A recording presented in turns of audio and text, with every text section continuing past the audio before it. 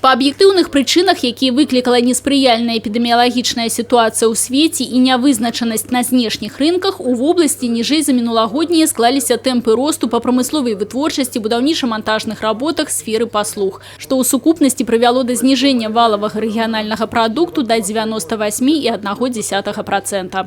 Чтобы сохранить трудовые коллективы, многие предприятия вынуждены были прибегнуть к работе в режиме неполной занятости, что сразу же отразилось на уровне заработной платы.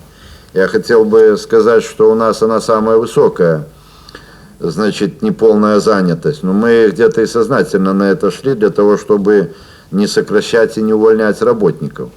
По этому показателю мы лучшие в республике. Но вместе с тем люди недополучали заработную плату, не выполнялись объемы, которые сегодня необходимо наращивать.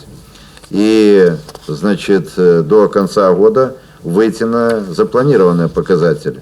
Як адзначыў у дакладзе намеснік старшыні аблвыканкама Дмитрий Городецкий, у ліпені ўжо назіраецца станоўчая дынаміка развития экономики. По оперативной информации, по сравнению с июнем, количество предприятий, работающих в режиме неполной занятости, снизится с 45 до 25. Почти в 1,7 раза сократится численность работающих в режиме сокращенного рабочего дня, более чем вдвое находящихся в целодневных простоях, и до минимума сократятся отпуска по инициативе нанимателей.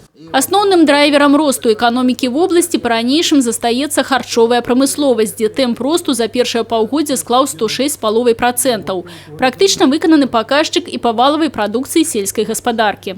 Выручка в сельском хозяйстве в целом за 5 месяцев, несмотря на то, что рост цен практически был приостановлен, увеличилась на 17%. Это произошло увеличение производства молока 7%, выращивание КРС 4, свиней 12, птицы 3, а также улучшение качества реализуемой продукции. У першым паўгоддзі вобласць перавыканала заданні па ўводу жылля для шматдзетных сем'яў. Пабудавана 1239 кватэр, 59% гадавога плану. Усяго за паўгоддзе ў рэгіёне ўвялі ў эксплуатацыю амаль 310 тысяч квадратных метраў жылля з тэмпам росту да аналагічнага перыяду мінулага года 104,2%.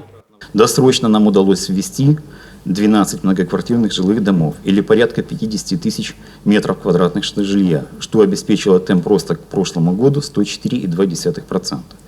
Ход строительства жилья показывает, что при принятии необходимых мер годовое задание будет выполнено.